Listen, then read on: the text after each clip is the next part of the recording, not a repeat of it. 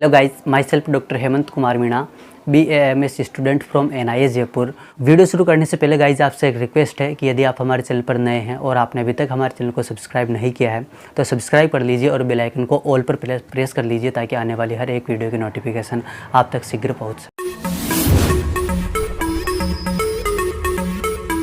Guys आज की video का हमारा टॉपिक है रचना शारीर का जो फर्स्ट चैप्टर है उसके बारे में डिस्कस करेंगे। तो चलिए स्टार्ट करते हैं आज की वीडियो। तो आज की वीडियो में जो हमारा पहला टॉपिक है वो है कि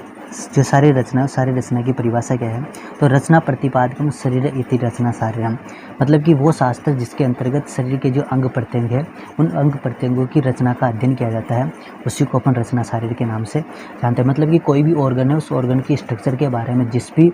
शास्त्र के अंदर जिस भी शास्त्र में स्टडी की जाती है उसी को अपन रचना शारीर के नाम से जानते हैं, रचना शारीर कहते हैं। इसके अलावा एक और डेफिनेशन जो बताई गई वो है कि शरीरम अधिकर्ते कर्त तंत्र शारीर, मतलब कि जो शरीर है जो बॉडी है उस बॉडी को अधिकरण बॉडी को आधार मानते हुए जिस तंत्र का निर्माण किया जाता है, जिस तंत्र को बनाया जाता है, जिस शास्त्र को बनाया गया है उसी को अपन सारी रचना के नाम से जानते हैं। इसके बाद में सेकंड पॉइंट है गाइस आज की वीडियो का, वो है कि गर्भ की परिभाषा। तो आचार्य चरक और आचार्य सुश्रुत जो है उन दोनों ने अलग अलग जो है वो गर्भ की परिभाषा के बारे में बताया। तो सबसे पहले जो आचार्य चरक के द्वारा परिभाषा बताई गई है वो गर्भ की परिभाषा है शुक्र शोणित जीव संयोग तु खलु कुक्षिगत गर्भ संज्ञा, मतलब जो स्त्री है उस स्त्री के शरीर में जो गर्भाशय है उस गर्भाशय कुक्षी की अगर अपन बात करें तो गर्भाशय कुक्षी में जब पुरुष के शुक्र मतलब कि जो मेल है उस मेल का स्पर्म और उसके अलावा स्त्री के आर्तव मतलब कि जो फीमेल है उस फीमेल के ओवम के अलावा जीवात्मा मतलब कि जीव और आत्मा का सहयोग होता है। तो उस सहयोग के परिणाम स्वरूप ही जो है गर्भ का निर्माण होता है, मतलब कि सहयोग के मिलने से जो बनता है उसी को अपन क्या बोलते हैं, गर्भ बोलते हैं। इसके बाद में अगर जो गर्भ की परिभाषा आचार्य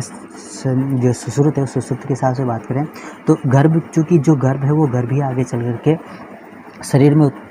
को उत्पन्न करता है। तो इसी कारण जो है वो आचार्य चरक ने जो है वो आचार्य सुश्रुत ने बताया कि जो शरीर है उस शरीर जो गर्भ है उस गर्भ से ही आगे चल के शरीर का निर्माण किस तरह से होता है। इसमें सबसे पहले तो वही चीज़ है कि शुक्र शोणित और गर्भाशयस्थ आत्म प्रकृति विकार समुचित गर्भ इति उच्यते, मतलब जो स्त्री का गर्भाशय है उस गर्भाशय में शुक्र और शोणित के सहयोग के परिणाम स्वरूप जब उसमें आत्मा प्रकृति और विकार, मतलब इन तीन चीज़ों की आत्मा प्रकृति और विकार, इसके अलावा शुक्र और शोणित, जब ये टोटल मिलाकर के पांच चीज़ें का सहयोग होता है तो इन पांच के सहयोग होने के परिणाम स्वरूप जो बनी हुई रचना होती है उसी को अपन गर्भ के नाम से जानते हैं। फिर जो गर्भ है वो चूँकि आत्मा की उपस्थित है तो आत्मा की उपस्थित होने के कारण यहाँ पर चेतना तो है। अब चेतना होने के कारण जो चेतना से युक्त गर्भ है उस गर्भ के साथ में अलग अलग जो पंच महाभूत हैं इन पंच महाभूतों का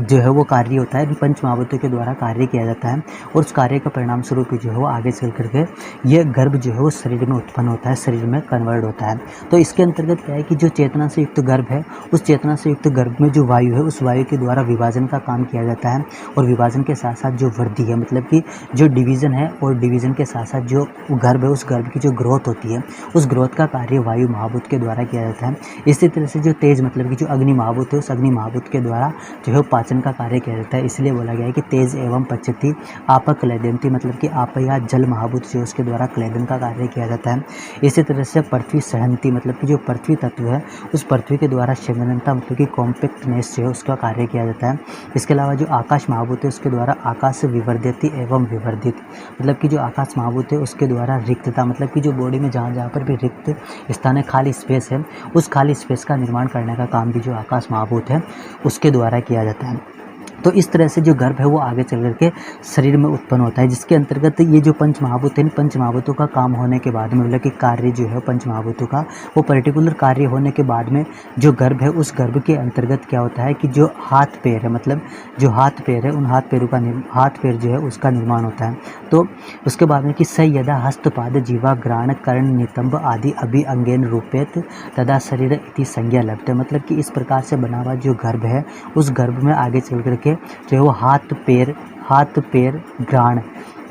जीवा कर्ण नितंब आदि अंग प्रत्यंगों का निर्माण होता है और इस प्रकार से निर्माण के परिणाम स्वरूप बनने वाली जो भी रचना है उस रचना को ही क्या बोला गया है, शरीर की संज्ञा दी जाती है। इसके बाद में गाइज जो लास्ट टॉपिक है आज के चैप्टर का, आज की जो वीडियो उसके अंतर्गत पहले चैप्टर का जो लास्ट टॉपिक है वो है कि षडंग शरीर, मतलब कि सब डिवीज़न ऑफ बॉडी। तो आयुर्वेद के अंतर्गत जो रचना शरीर है, उस रचना शरीर में जो बॉडी है, उस बॉडी की स्टडी के लिए आयुर्वेद में जो शरीर है उस शरीर को 6 भागों में विभाजित किया गया है। इसी कारण इन 6 अंगों को कुल मिलाकर के जो है षडंग शरीर की संज्ञा दी गई है, जिसके अंतर्गत 4 तो शाखाएं हैं, उसके अलावा मध्य शरीर और सिर,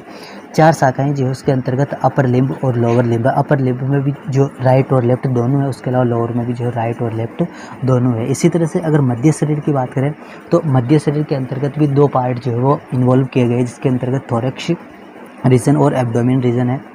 इसी तरह से सिर के अंदर जो है वो हेड और नेक को रखा गया है। तो दोस्तों गाइज, ये था आज का हमारा वीडियो आपको अच्छा लगा हो तो